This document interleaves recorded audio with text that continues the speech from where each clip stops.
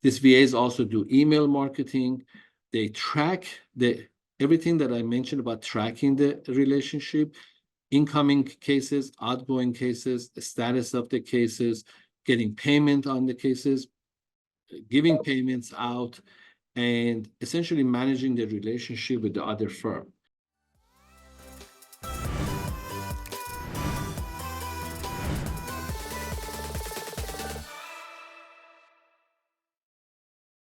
Hello, everyone. My name is Hamid Cohen. Welcome to our podcast hosted with Pelma. I'm a president and CEO of LegalSoft, and thank you for everyone joining us today. So we're going to go through a process of identifying the actions that you need to take to develop and expand your referral network and how to do it more of a systematic way versus sort of ad hoc. So a little bit about the program and myself a little bit. So we're going to cover the strategies that we have implemented and great results from in providing guidance on how to build and expand your referral network is a very essential part of building any law practice. From the day somebody starts up a practice fresh or spins off and develop their own firm, they always start first getting some referrals from colleagues, from previous clients, and so forth.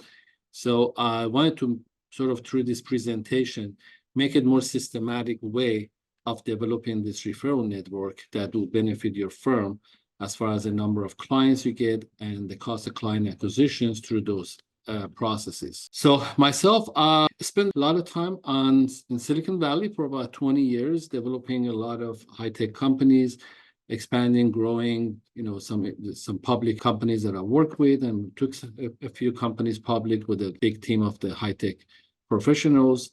We currently work as a LegalSoft with over 1,000 law firms nationwide, every practice type you can imagine, from personal injuries to employments to criminal, immigration, everything. But big focuses has always been through all plaintiff organizations, law firms, and also a big focus in personal injury and employment law, as they are the two dominant in the plaintiff area. LegalSoft itself consists of about 300 staff. We have about 2,000, legal staff out there in place into the law firms that are part of the LegalSoft. We do practice growth. We do virtual legal staffing. Even Pilma's organization is one of our clients, and 1,000 other law firms. I also been able to achieve getting status in Arizona as non-attorney law firm owner. So I got some exposure on being able to actually operate the law firm, to get a more hands-on experience about how the law firms are operating. So we're the largest legal staff provider. When I say legal staff, these are virtual, full-time, dedicated legal staff that is placed into the law firms in our behalf. We manage, help manage, train, and coach this legal staff, anywhere from intake all the way to remote attorneys. A lot of different practice areas that I mentioned. And we have physical offices in 5 countries outside of the US that helps us actually recruit, train, and manage virtual legal staff. So what is the nationwide building of the referral networks? It is a huge opportunity for any of the law firms to be able to build systematically this type of a case generations through a referral network. One of the best tools to be able to do that is the online basically networking solutions. One of my favorite is always LinkedIn. LinkedIn has been known to be able to capture the audience that you want, which is other law firms all over your state or even outside the state, to be able to help you build a firm by getting the referrals from those firms. So I'm going to explain how that works systematically.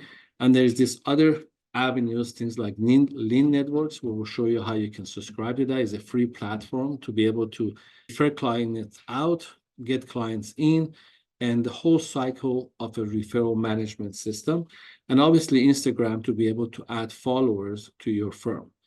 But just like any type of a business or lead generation system, you need to be able to build KPIs and goals and targets to be able to build this thing successfully. It's really a project, almost like when you're doing an ad campaign, which involves the content, the creatives, the ad budgets, the conversion, the lead management. This is very similar to that, except you're not paying for ads. So the other point is the local relationship. Everybody does that sort of when they open up the firm, but they don't do it systematically, and they don't allocate enough time and focus on continuous building of that. So you go to some events, you go to some mixers, you go to some conferences and so forth, but there is no system behind it. So you do it when you can or have the time for it and so forth, but you don't make it part of the organization growth path. Like you're constantly looking for, clients coming in and be able to sign up clients, but everybody's got accustomed to commit to that financially and spend a lot of ad spend. Doesn't matter if it's online or traditional or any other means, but they leave behind the systematic referral network development. So building a foundation, being part of the community, using that in your social media that you are present, and basically building an online presence. Everything in about the legal industry right now on the marketing and operations side is online presence, because everybody is just continuously looking everybody up to gauge what kind of firm they are, what kind of a person they are, what's their values. So social media is playing a major role in building a online presence that it relates to client acquisition. So when you're doing this referral system, the quality of the service and satisfaction and consistency is a major point. Again, my whole emphasis on this is to make it a complete law firm project that you do. And you don't just sort of wing it on, I did this, I went to this mixer, I attended that conference, I went to this ABA thing. It needs to be laid out with the efforts, focus, with the KPIs, and be able to track and monitor the success of it. So when you're doing a nationwide expansion, again, when you join any of those platforms that I was talking about, doing it through LinkedIn or Lean networks and so forth, is you need to have a good online presence. That consists of regular postings on social media. Anybody who's going to send you a case or refer a case is going to check you out completely online. Your LinkedIn, your Facebook, your Instagram, review collections from Google. And if you don't have all of that, they basically say, oh, I'm not sure if I want to give my case, because they're making an investment in you and the firm. So they got to be able to check you out completely. So having a strong online presence, having a very, meaningful social media post, and having a lot of things like the newsletters that goes out every month that talks about your success, your firm, your staff. So having those things all in place is really complete your project of having referral networks that is developed. So after you're doing this, like I just did a sample of this for one of our clients, which does employment law. And employment law has a huge range from wage and hour, which is minimum, all the way to class actions. So he does a tremendous amount of lead generations that is not a perfect fit for his firm to sign him up. So he refers out probably like 40, 50 cases a month to these other firms. So he was doing it very casually. When we systematically placed this for him with the referral network management process and tracking, now we are able to track. We actually targeted a net of $1 million a year revenue fees that is generated through referral for 2024. Remember, that's net because you have no cost. Essentially, the leads came in, and if you're not signing them up, it's just going to go to waste. So we set up a process where these leads gets referred out to 3 different firms that one, does smaller cases, one medium, one higher end. And we're referring these cases out, and we estimated this year the net fees generated for this firm is $1 million worth of referral fees. So we need to track all of those referrals, which those platforms do that for you and allow you to know what's the status of the cases you referred out or that you got referred in, so you know how many cases John gave you and how many cases you gave to Mike, and you can track the incoming fees and outgoing fees to be able to have a complete ROI on this project. Okay. Almost every time that we set one of these things up, and it's not much of a setup, it's more of a discipline and the platform to use to be able to do this, and how it became sort of that fee channel that nobody counted on. And it's almost like is they usually even put it in the different bank account because there's no expenses, it's just income. And they make it the retirement plan that all of these referral fees that is coming into my firm is going to this account and I'm not touching it. So it's an interesting way of looking at generating extra fees. Overcoming the challenges. For example, right now in California, 5, 6 years ago, the referral fees was ranging about 25%. And it sort of became a custom for every firm to offer a 25% incoming or outgoing sort of a thing. And several people sort of frontiered and started going to 1/3 and then 40. And some of the major firms in California offering 50% referral fees. Obviously, they're selective on not every case or every firm does that, but they capture a great deal of cases when they're offering an attorney 40-50% referral fee. And for this other attorney who is basically referring out the case, that's a net. So they have no cost to it. So even on some of the firms in California, again, the net attorney's fees per client is about 23 to 27% net profit. So if you're sending it out and you're getting 40%, you're getting more on that case that you can actually make in your own firm. So if you're doing a larger number of referrals, both in and out, you need a dedicated person, almost like a business manager, to be able to manage, track, make sure you get paid on your referrals, make sure you pay out all of your referrals, checks the status of it so you know the cases are not getting dropped or they're not getting subbed out and so forth. So you can check the quality of the entire process and ROI. We do have, dedicated virtual staff that they do this for you. So it's not as expensive as it is, you would think. And it can be very affordable in that sense. You got to build a trust both ways. You trusting your cases with them, they trusting your cases with you. So you need to be able to be transparent and also consistently checking the status of the cases so you can understand what's the incoming and what's outgoing and what's your ROI. And not every firm is a great firm to work with. So you got to be able to eliminate the firms that are not able to handle your cases.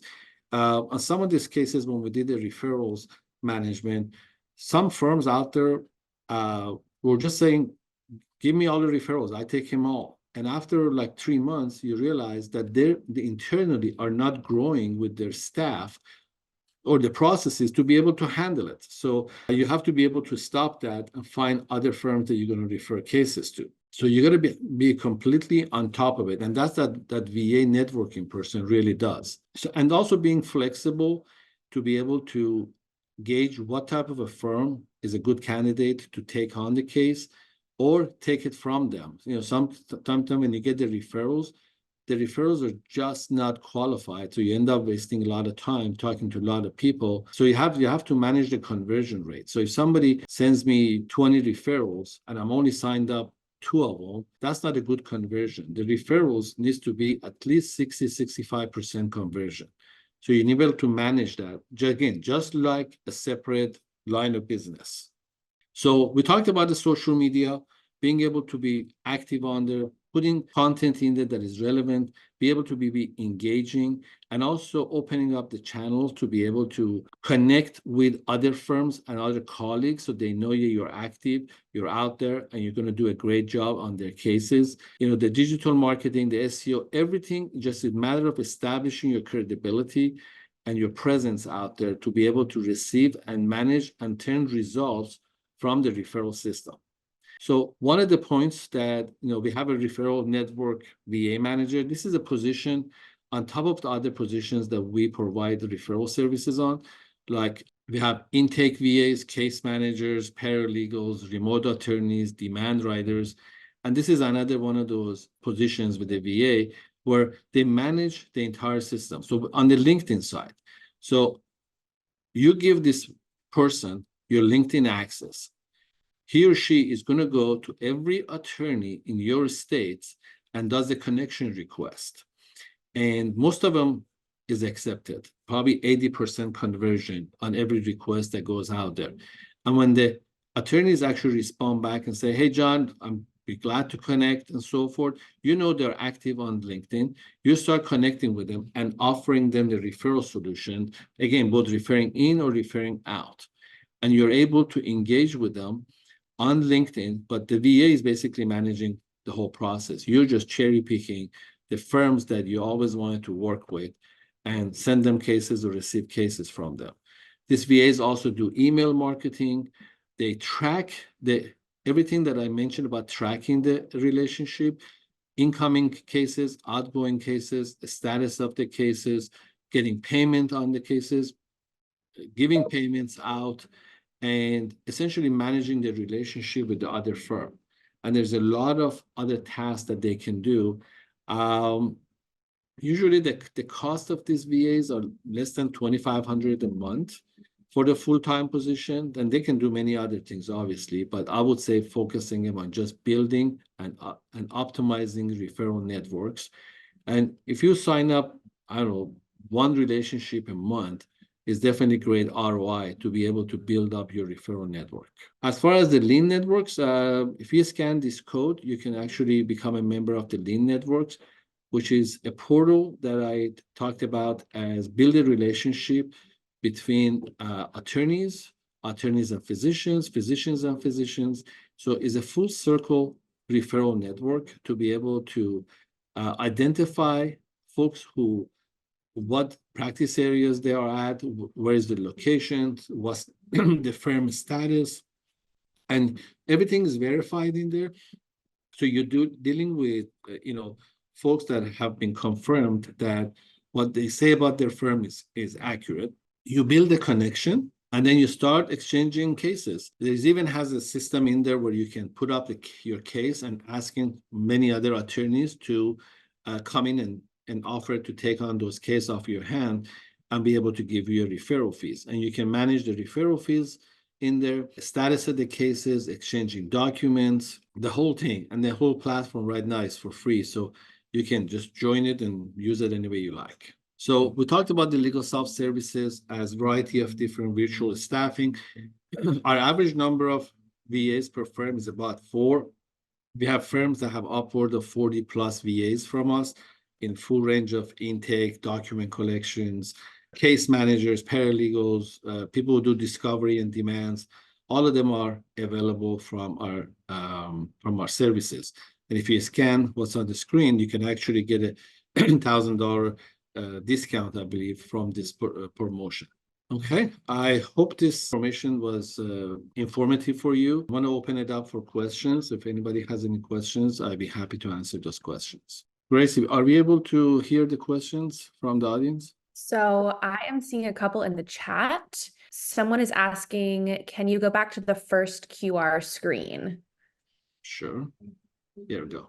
Okay, let me just go through. A couple people had asked that. And then we're getting the question, are we able to get, will people be able to get a copy of these slides? I think that will be on you.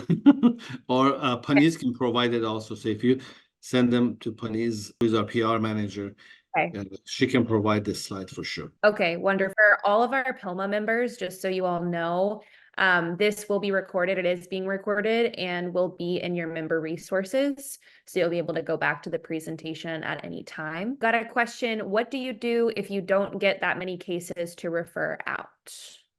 You go to the other route, try to get the cases to refer in. Again, I have firms who exchanging cases like 50, 70 cases a month, and it just continues to grow. So you have to have almost like you're starting your own practice.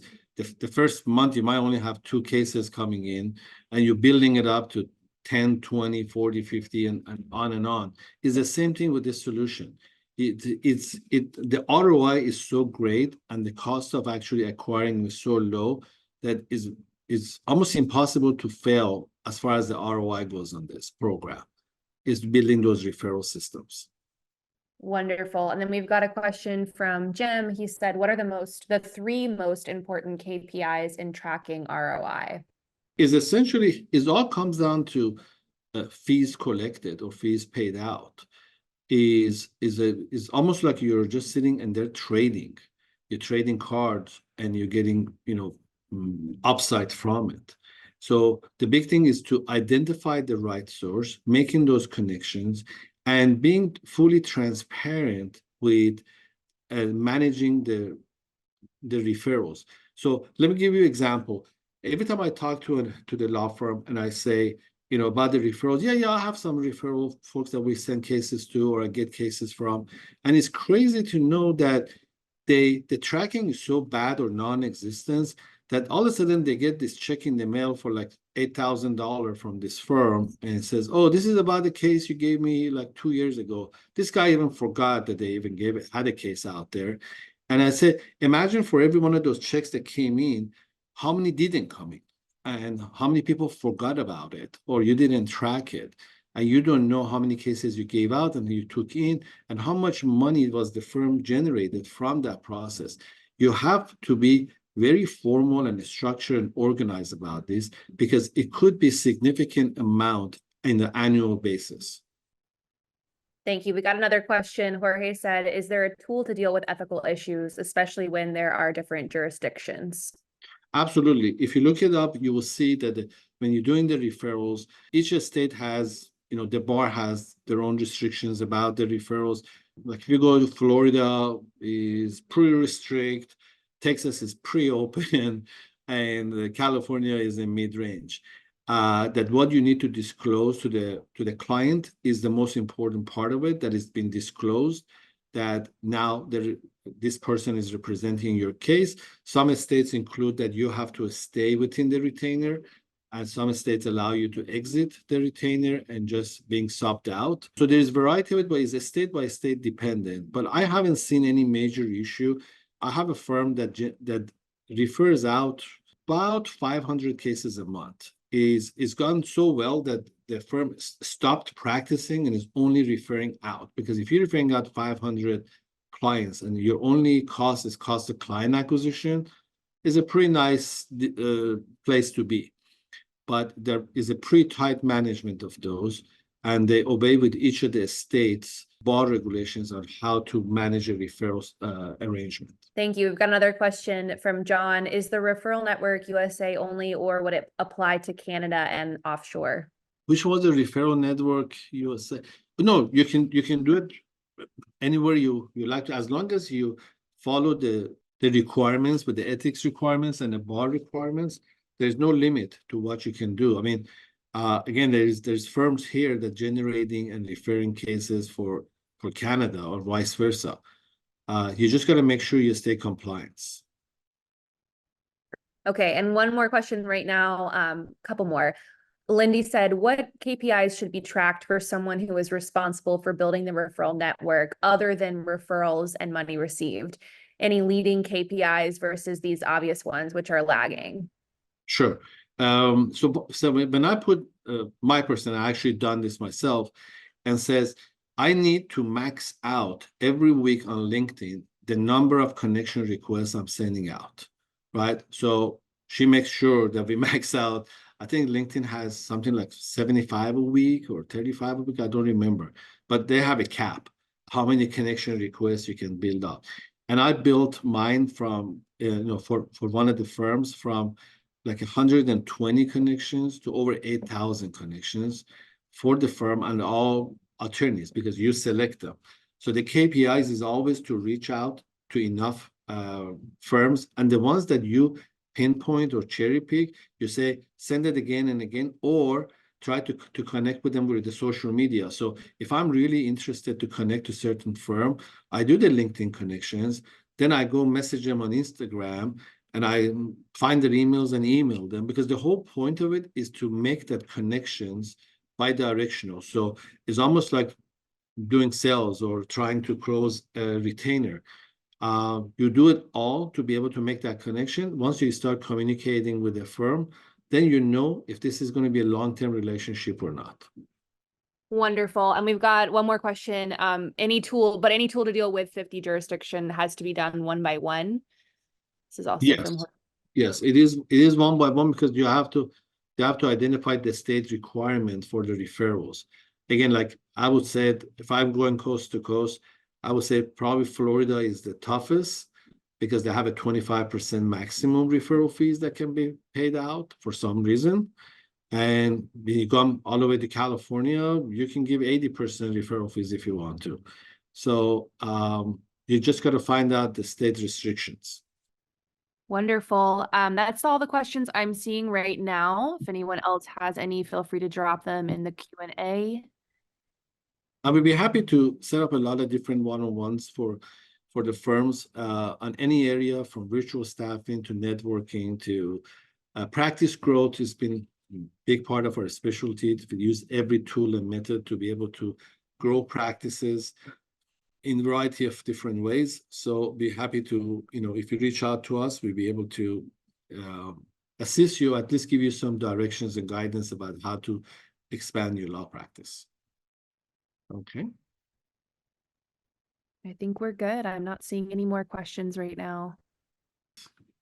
I just wanted to add one additional thing. If Hemi goes on the slide that says $1,000 off the first month, if you guys just book a demo, it goes to one of our sales agents, and Hemi can also join those calls for a free consultation to discuss what's kind of lacking in your guys' firm and what you guys can do better to kind of unravel what you guys have been doing and that hasn't been working. So the free consultation will come with that. And then we can identify the key missing points within your firm. So if you're lacking for referral management or your practice growth or social media or any of the above, we can kind of break down for you, do a social media evaluation to kind of find those missing gaps, to give you a virtual assistant to be able to do these things for you. So then you don't have to worry going on into the future that like, what if I didn't do this, or what could have I done better? So the free consultation is for 30 minutes. You can come, we'll do our background check and kind of see what you guys are doing now as well. So when you guys come on that call, you can feel comfortable to ask any questions so we can guide you guys as well. Great. Thank you, everyone. Thanks, Tracy, and hope to hear from folks if they have any questions. Wonderful. Thank you so much, Hamid. We will go ahead and pause the recording. Thank you everyone for attending. And like I said, that will be available in your member resources shortly. So if you missed anything or you want to revisit, you will be able to go back and do that soon. Thank you all. Thank you.